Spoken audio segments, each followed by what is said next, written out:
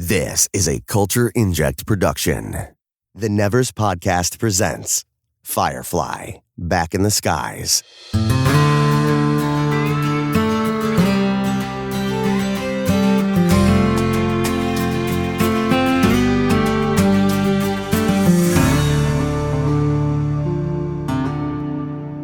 Hello listeners, and welcome back to our retrospective series Firefly, Back in the Skies. I'm Laura.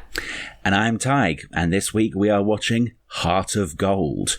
A companion-trained friend of Inara's who runs a brothel on a remote planet calls to help from Serenity when a local reveals his intent to take the baby from a woman he's impregnated. This episode first aired on August 4th, 2003. Stars all the usual people, plus Melinda Clark as Nandy. This episode was written by Brett Matthews and directed by Thomas J. Wright. Don't actually know either of those two, but they did a good job, so can't hold against them. Starting off for this episode, we open at a ranch-like brothel in the middle of a barren land with Rance Burgess, accompanied by thugs on horseback. Approaches the madam, Nandy, looking for the girl. Despite Nandy's protest that the girl had left, the thugs drag Petalene, a 9-month pregnant young woman, out to face him. He forcefully extracts a DNA sample from her to verify if the child is his, threatening to cut it out of her if need be. When the men leave, a group of women crowd around Petalene and Nandy, wondering who could protect the distraught mother-to-be from the ruthless tyrant. It's a good opening. I like this one. It sets the story in like about 2 seconds. It's very, very well set up. Yeah, it's a nice opening, and it's like this instant way for like, hey, this guy's a dick. We don't like him. Very much that too. Yeah, I was like, we're on their side. You know, we don't know these people, but we're on their side. Absolutely, yeah.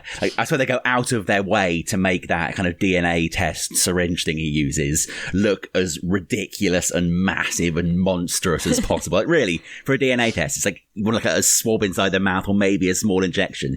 He pulls out this like Frankenstein-looking thing that's the size of my freaking forearm and like stabs it right into her. They really like they want to establish from the get-go this dude is a tool. We do not like him. Mission successful. And we get into our next cut. We get the question of, you know, who'd help us? You know, who'd help us? And then it cuts straight to Mal Reynolds, the hero of the hour, practicing his gun draw and his war cries when Inara enters from behind and startles him with her greeting. Water arrives a short time after to announce a distress call, specifically asking for Inara. On board her shuttle, Inara talks to Nandy, an old friend, on a vid screen and offers to ask the Serenity crew to help. Mal muses about a whole house full of companions, overhearing the conversation, but Inara corrects him, reluctantly calling them whores. Mal seems bemused that they, unlike Inara, are independent and uncharacteristically dismisses Inara's offer to pay for the assistance. Inara insists to keeping a strictly business arrangement. Zoe assembles the crew to explain the voluntary nature of the mission. Jane predictably objects to such a risky humanitarian endeavour. Book tries to appeal to his seemingly non-existent charitable side. Mal quickly gains his support by pointing out the women's occupation, to which Jane seems surprisingly friendly. Well, not that surprising, I suppose. He is Jane after all. Yeah, I love the opening with Mal, and that's his like pose, right? That's the pose we see, I think, in the opening. It's like, that's Mal Reynolds. That's him looking his coolest with his pistol out. Mal saying, the distress wouldn't happen to be taking place in someone's pants, would it? That's a great line. Because, like, what else is Inara going to help with? It's like... And the whole war cry scene is hilarious. Like, man, it's like, oh no, it was a...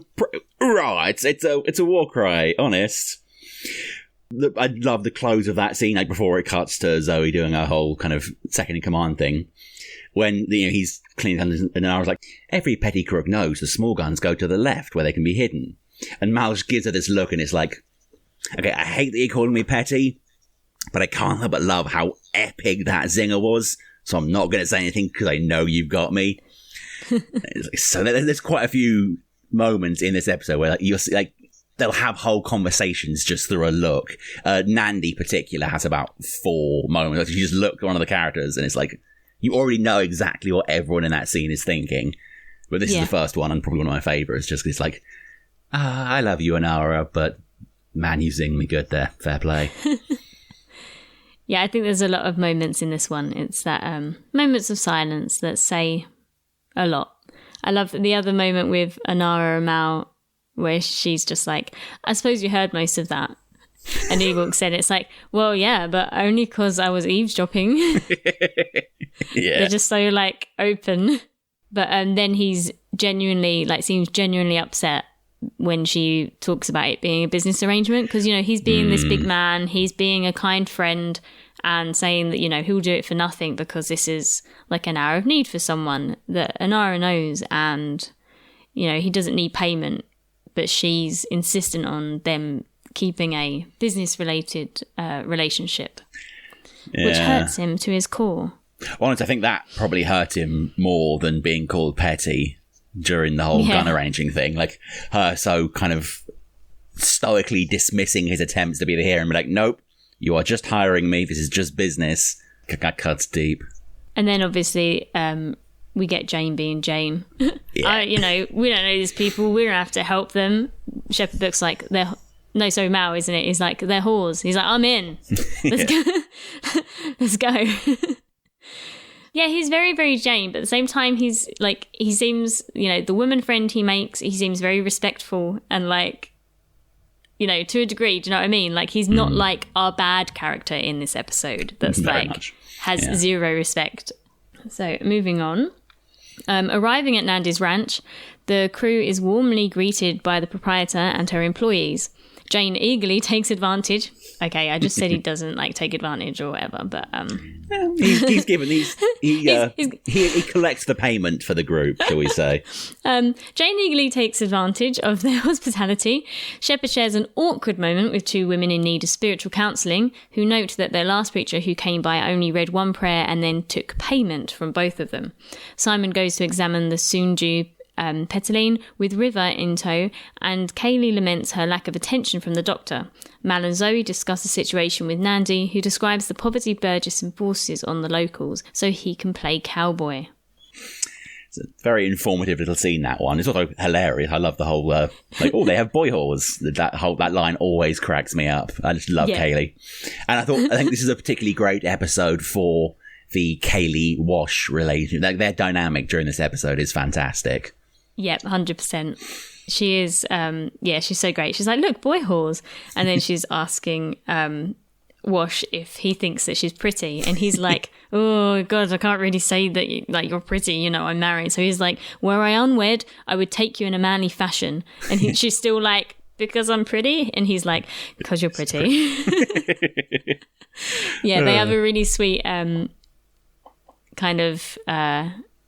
little relationship in this episode. And I do like that throughout the series, every character gets to shine at some point, and also every character kind of gets moments with each of the other characters.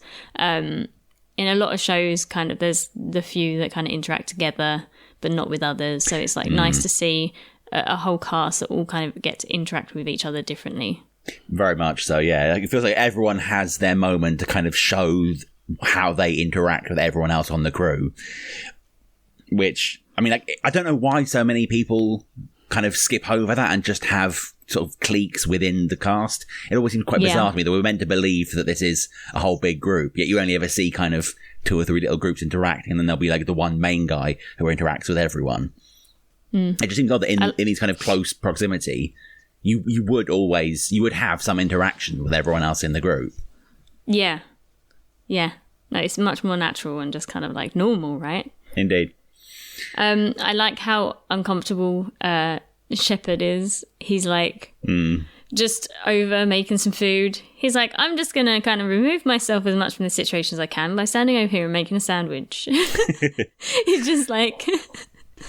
But I do quite like he's making sure to distance himself. Then the moment he hears that there was a preacher there before who was clearly a bit of a scumbag, he's like, okay, I have to stand up for my order and show these people what a true shepherd is. And he just start like ministering to these wayward souls and, you know, give them actual guidance rather than just reading a prayer and taking advantage. Yep. Good guy book. Comes back again. So a little time passes, and it's evening. Mal and Inara take a trip into a town to allow Mal to size up their opponents. The odious Burgess only confirms Nandy's assessment. He also takes a second to show Mal his laser pistol with auto-targeting scope. Shortly after, the Serenity couple departs. Burgess gets his own confirmation. He is the father of Pedaline's baby. I really love this scene, because it's just, like, it's such classic Mal, like one of the best kind of Mal dunks we get in the whole show. Like, oh, she's a real beaut. And he just goes on for a good 5 minutes about how he loves this laser pistol. He's like, oh, everything about it is so good, and all these details, they're so great. And he's like, yeah, it is a beauty. And he goes, I was talking about your wife, though. And then just walks away. Like, oh, suck it. And burns worse than the laser. It's another moment like in Shindig where we're getting to see Mal, who's like, you know, like it was quite a fancy thing happening at this theatre show or whatever. And Mal's this criminal that travels the galaxy, yet he seems to be the most upstanding man there. Yeah. Always, yeah. I like, the whole she's a beauty thing, and the guy goes straight to his gun. And it's like, oh. And do you know what? I knew from watching it before that he's going to say, I was talking about your wife. Yeah. But it was taking so long to get there. I was worried that it didn't happen. And I was like, oh, was I wrong? And then it happened. And you're right. Yeah, he goes on and on and on and on about this gun, doesn't he? So after we learn that it is his baby, we return to Nandy's ranch, and Mal announces that Serenity will depart immediately rather than face a monster who thinks he's right with God and who won't back down after only a single thrashing from some temporary help. Nandy diplomatically acknowledges his need to protect his people, but Mal clarifies that he expects to evacuate Nandy's people as well. Nandy refuses to leave her hard-earned property and way of life, and Mal reluctantly accepts the challenge, admiring the streak of stubborn independence they share. Even Jane optimistically knows that they may catch Burgess off guard, given that he won't be expecting a fight. It's one of my favourite lines in this episode is in this scene. It's almost two back to back. Like, he's like, "Oh, we've got to go. This is a losing fight. We're leaving." And she's like, "Yeah, that's fine. You know, I understand you. You know, you have no desire to stay. It's all good." And she's like, "No. I mean, we're leaving. Everyone's leaving." And everyone's like, "Whoa." And that's a pretty good line. But then, when she kind of gives that massive speech, it's a great. She's like, "Yeah, I've fought for this little bit of property. I'm going to keep it." And he just walks up to her and is like, "Oh God, what's he going to say now?" And goes, "Lady, you're my kind of stupid." Love it. Like, given what we know about Mal and how he is one for kind of fighting the hard fight, even if it's a loser, just sticking it out to the end to sort of, you know, prove that you're independent. It's like, you could tell right from there that they were going to get on like a house on fire. Got on a little too well if you're Inara. Yeah, I like just like, there's a few little moments I like in this, other than what you've just mentioned, obviously.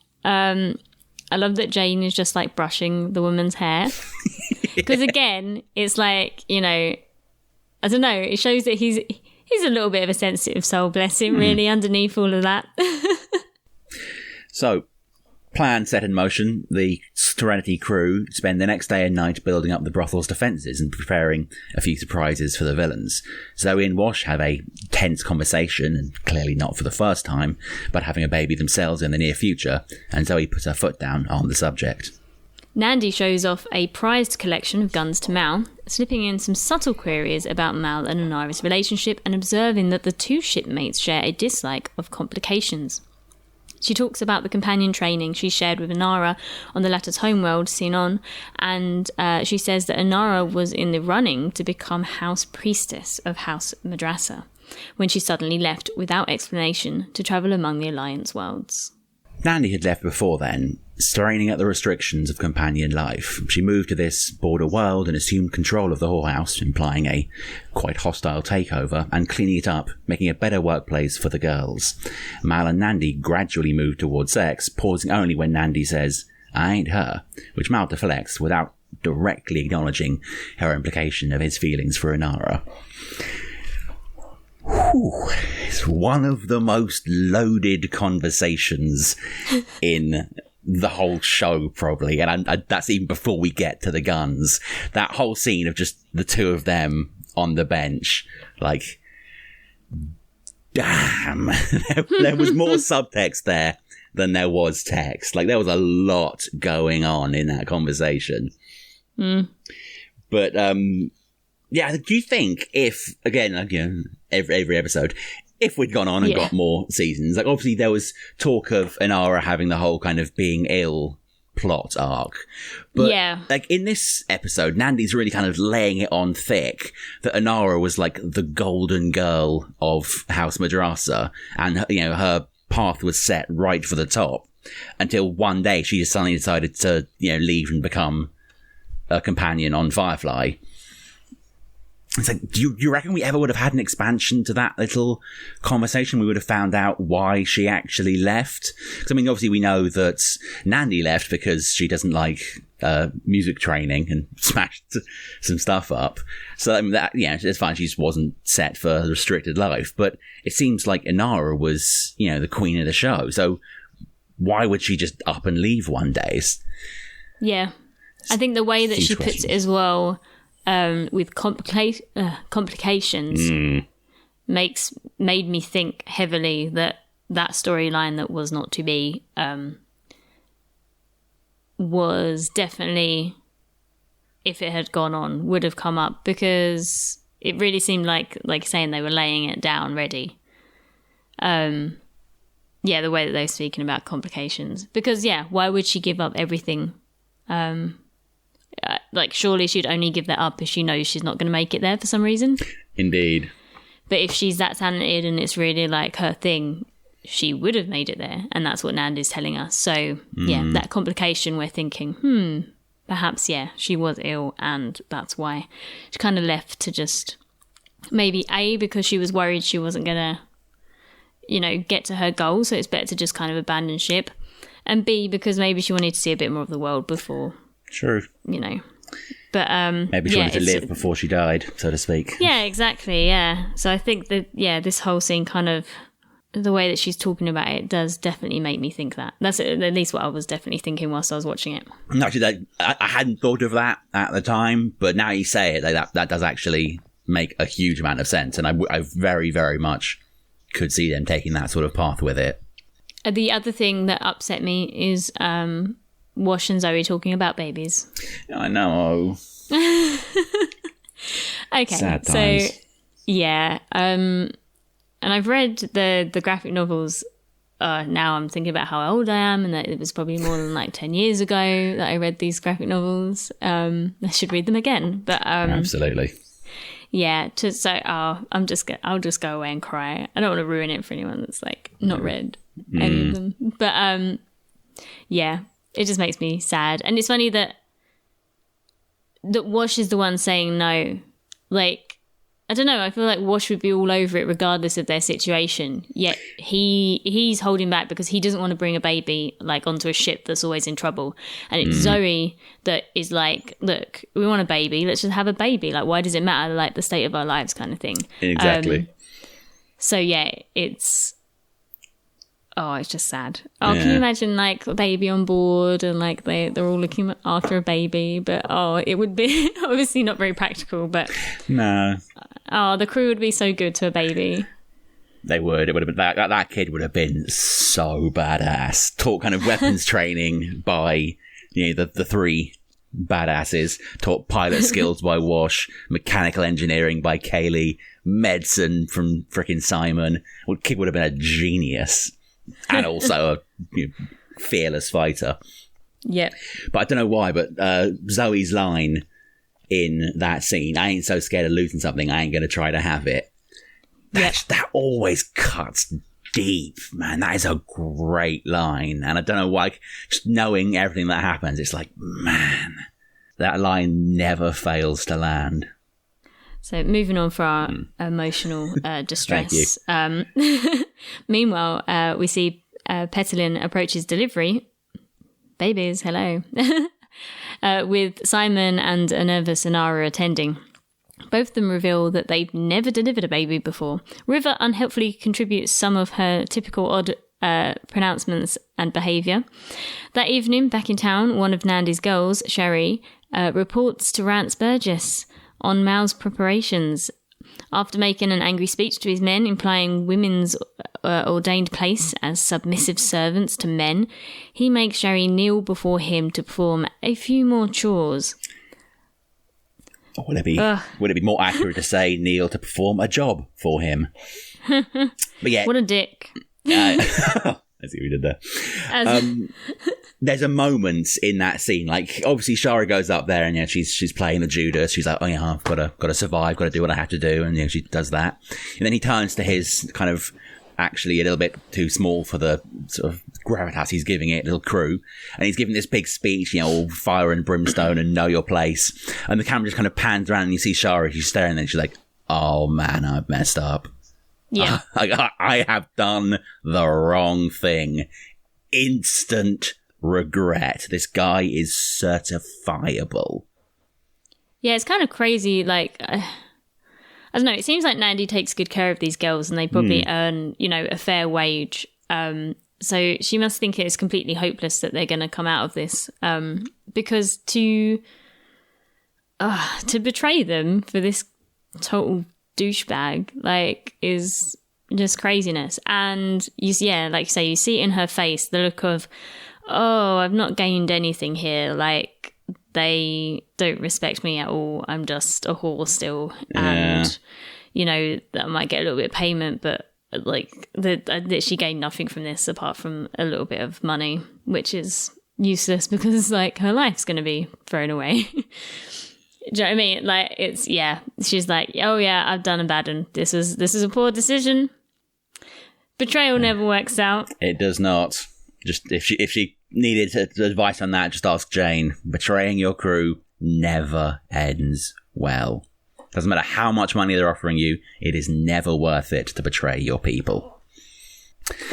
Speaking of her people, Mal arises from Nandy's bed and stumbles into Inara in the hallway the following day. As he tries to make excuses, Inara calmly acknowledges his sleeping with Nandy, even thanking him for comforting a friend, and suggests that companions don't feel embarrassed about sex because of the lack of puritanism that Mal exhibits on the subject. But later, once the doors are closed, she breaks down and sobs quite deeply when she knows he can't see. Oh. So sad. Oh, Inara. Yeah. Oh, Inara. That's what I'm doing. It's, oh. What more can you say? Just, oh, Inara. Yeah, that's all I can say is, Inara. She's so distraught, bless her. Because it's it's one thing pretending you don't have feelings for someone and thinking that, they're not available to anyone else either. Mm. But when you, are faced with the fact that they've just, been with someone else, you're like, yeah. You're hit with that reality of, if you don't make them yours, then you're not going to have them, and you'll be upset when somebody else does. It's Inara, that's it. So Mal reviews the state of their defences with his people and gives some last minute advice to the worried women.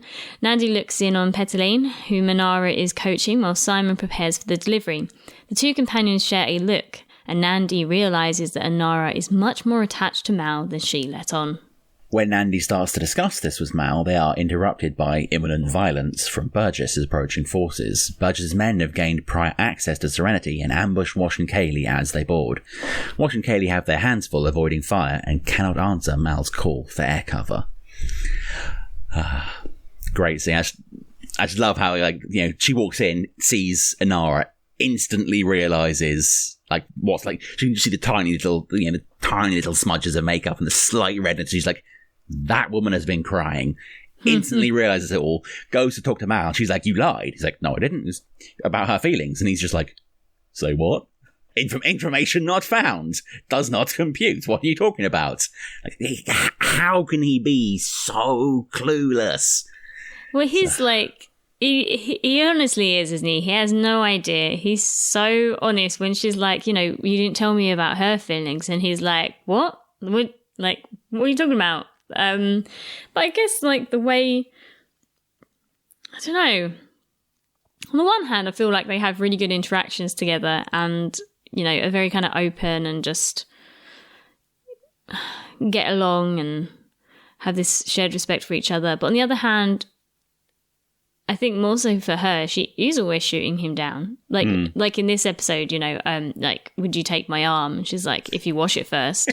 You know, she's full of like, even more so than him sometimes. Because for him, really, is his only like put down of her is what she does for a profession. There's no like, I don't think he has anything else bad to say about her. Quite the opposite.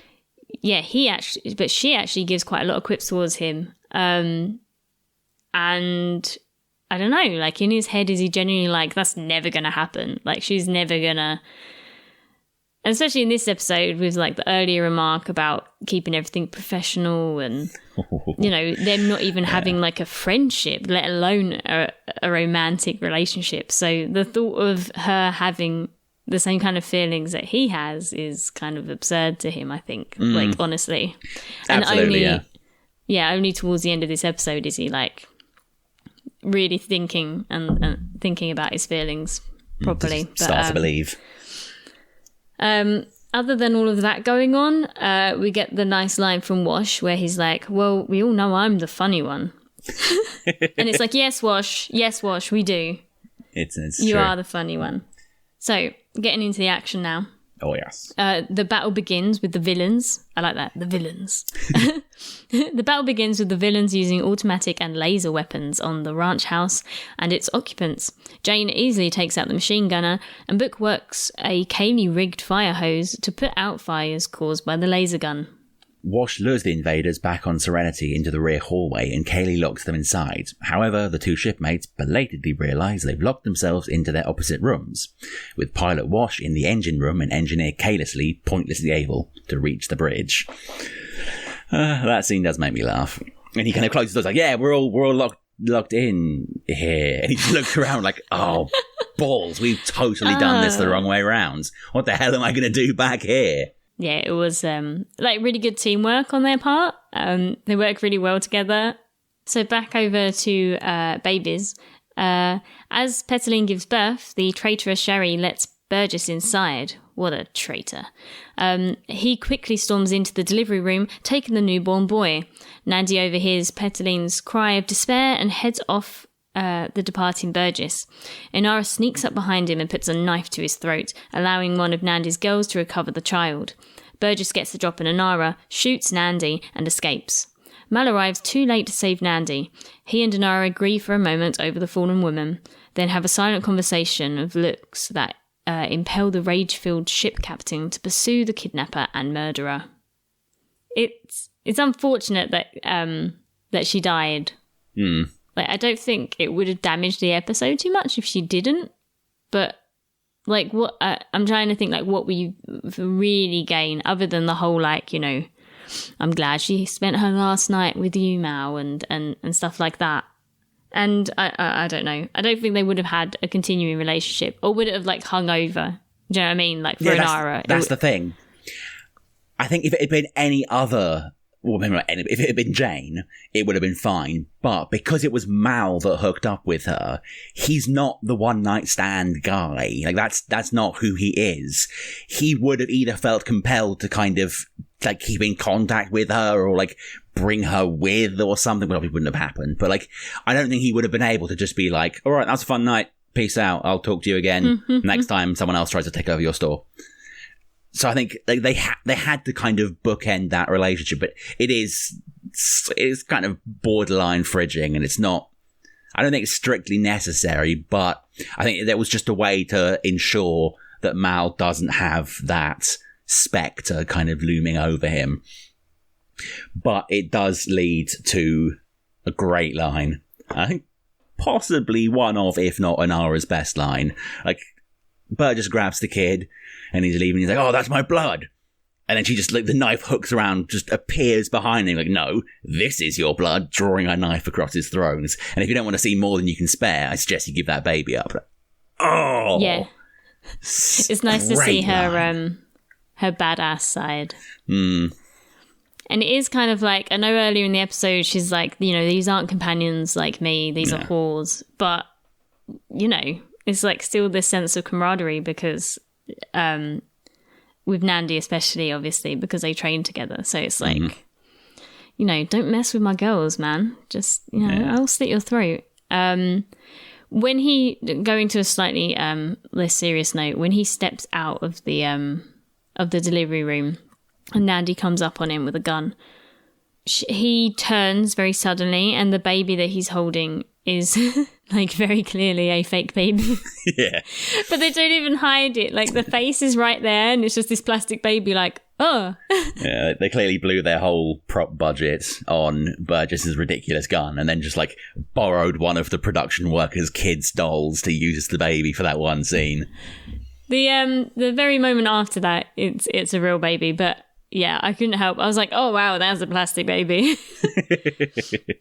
And then we got the emotional death, which, brought a real downer. But a little bit. Well, I have to wonder, like, in literally every other sort of property that I've seen, and even possibly in this show, anyone getting hit in, like, that area, like, there's a good probably 60 to 80% chance someone will survive if hit in like the chest there.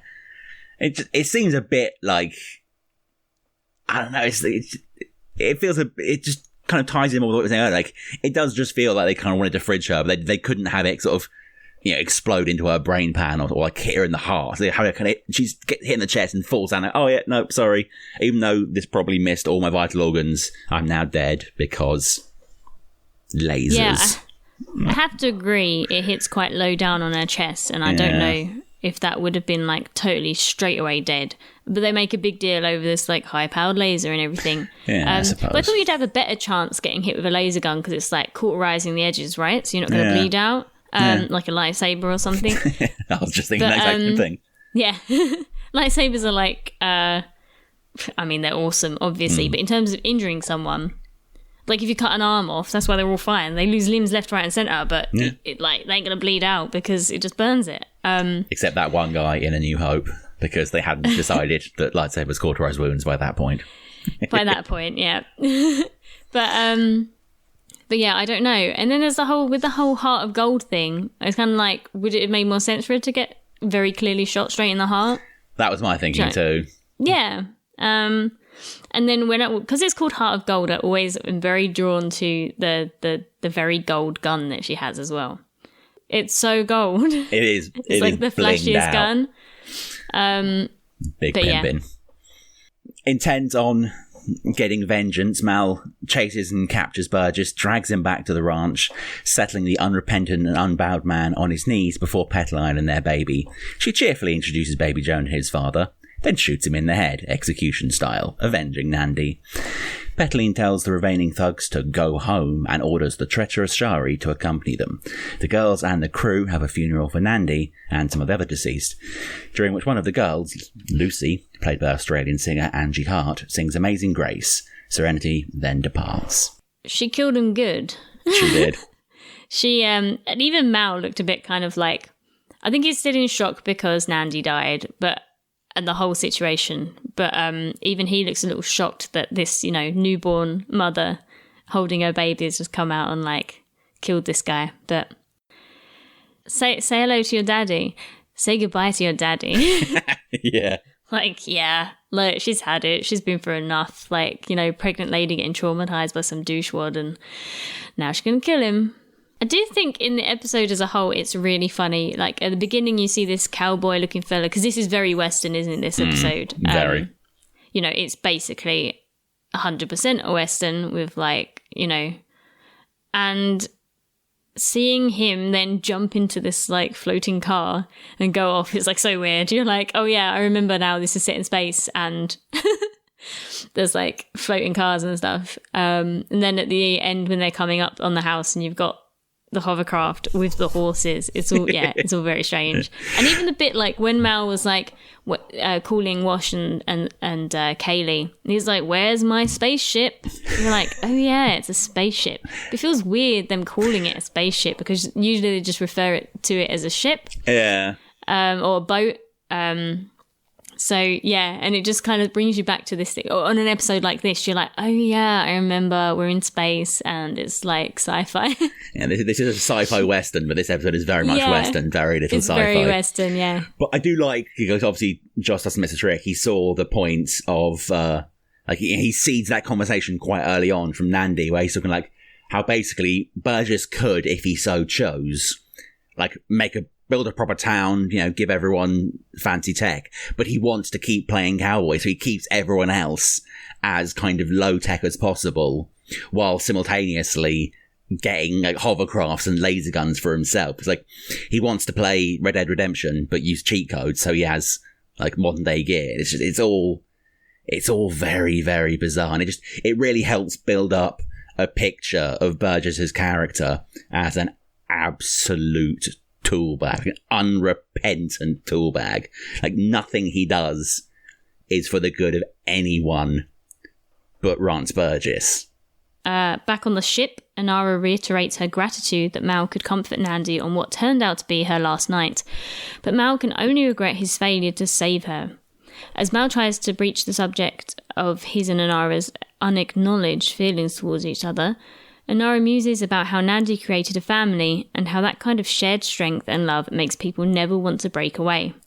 She then shocks Mal by announcing that she will be leaving Serenity.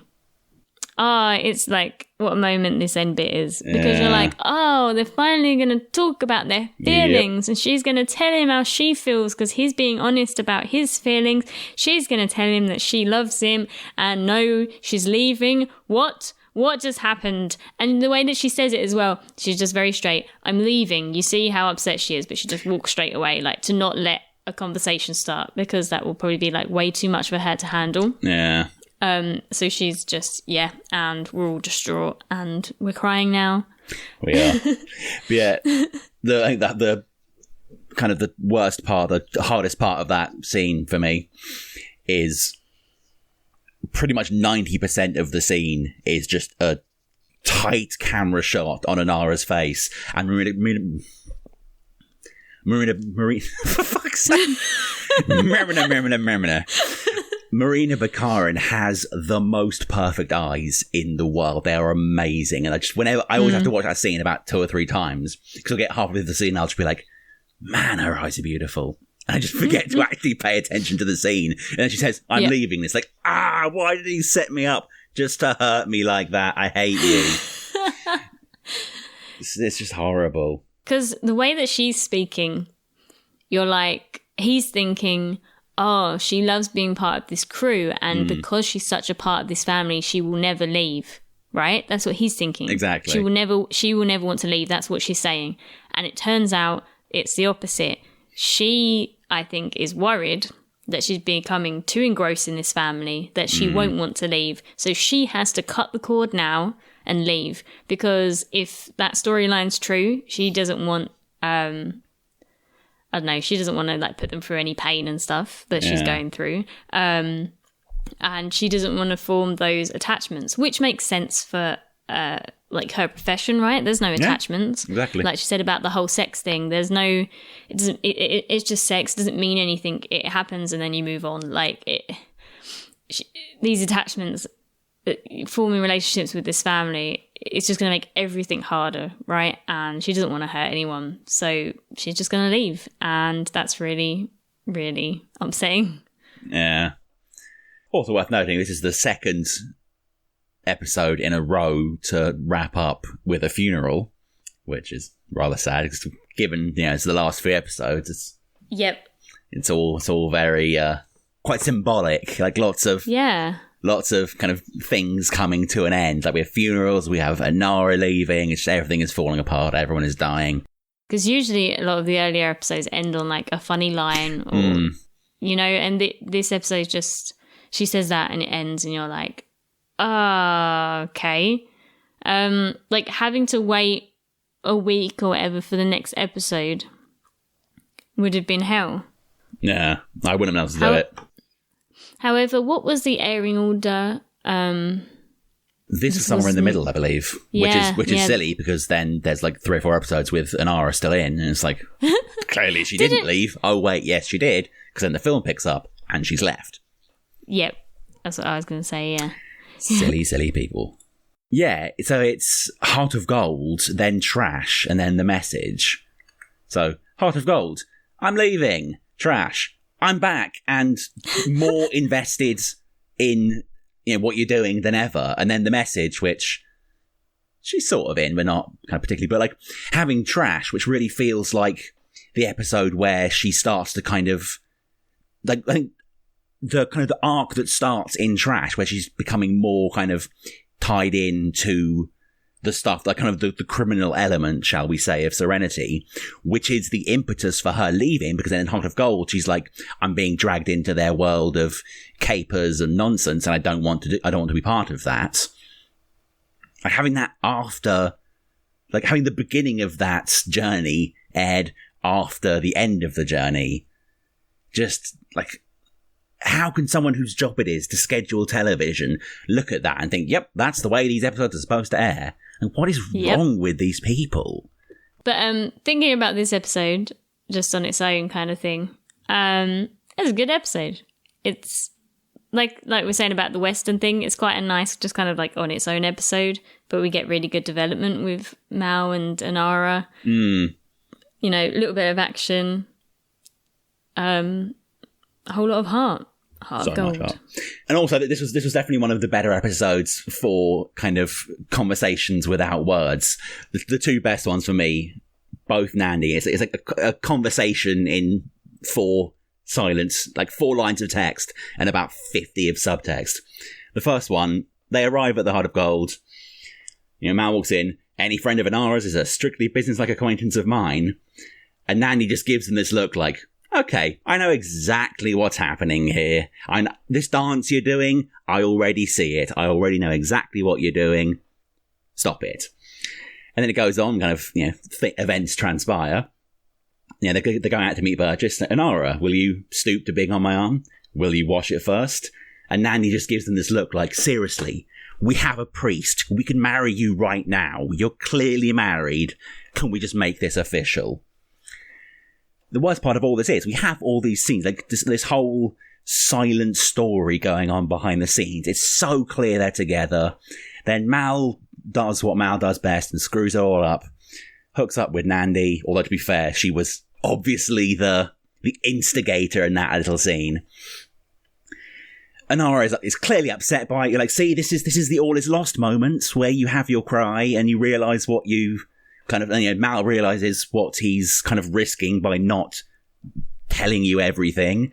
And then they're on the gangplank at the end and they're talking and she's giving this impassioned speech about how, when there's a group and it's led by someone with such heart and power and it's impossible to not be kind of drawn into their orbit. And it's like, yes, this is the part where they tell each other. This is the part where the will they won't they is finally answered. And then she fracking leaves. What are you doing to us, Joss? How can you spend 40 goddamn minutes building up to the obvious and then they kiss conclusion, and then she leaves? You're just like, why? Don't do that to us. It's mean. Just give us what we want, damn it.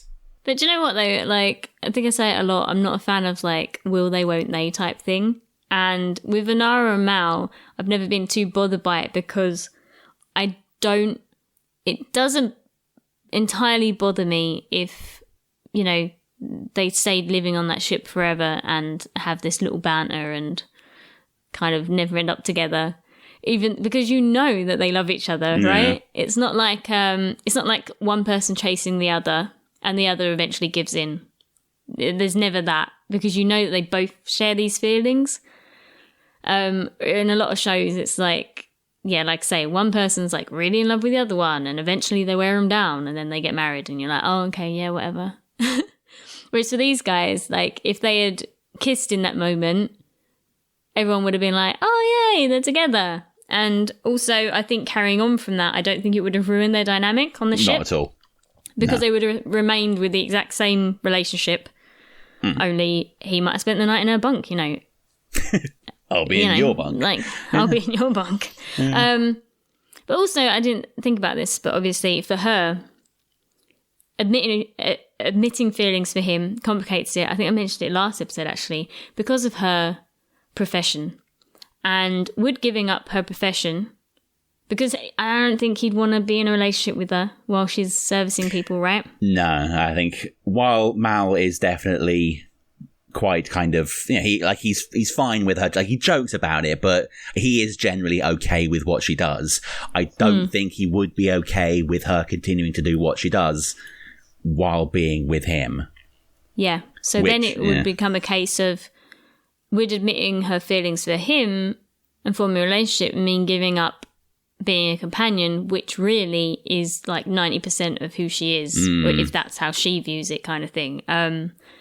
So if she can't have both and she can't figure out what to do, is it easier for her to just leave, go back to being a companion at the at House Madrasa or whatever, and follow that life until, possibly her early demise, or, whatever the future would have held.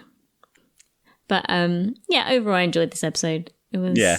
Like, we've been quite mean in the past about episodes like kind of Trash and Ariel, episodes that don't really seem to hold a huge amount. And this episode could quite easily be kind of put in that group. But there's just something, there's such great character development in this episode. There's such great, there's so many great one-liners in this episode. It's kind of hard not to love it.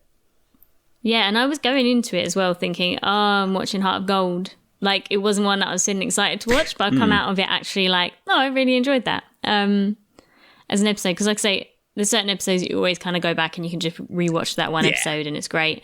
And this never generally used to be one of them. But on watching it again, I was like, that was actually a pretty good episode. Yeah, it's just solidly done, Joss. It's great Joss writing. Like, lots of quips, decent action, and then like some surprisingly good character development and kind of emotive scenes. Like, what more could you really ask for? Yep. And that's our penultimate episode. So yeah, wow. One more to go in the movie. Crazy. I guess at this point I'll thank our listeners. Thank you for joining us. We hope you enjoyed our discussion about how upset we were at several points during this episode. Let us know if you feel the same. And you can do that by sending us your letters and joining the discussion. You can send any letters or audio bits to fireflybits@gmail.com. And join us next time for the final episode of Firefly, Objects in Space. Serenity encounters Jubal Early, a ruthless bounty hunter and lion, who will stop at nothing to retrieve River. But River, feeling unwelcome on the ship, takes a novel approach to escaping the long arm of the Alliance. Oh, the last episode. Oh, no. But sad times. But it's a good one. And it is, yeah. I'm looking forward to watching it again. So yeah, thanks again for listening, everyone, and we will see you next time on Firefly Back in the Skies. Bye!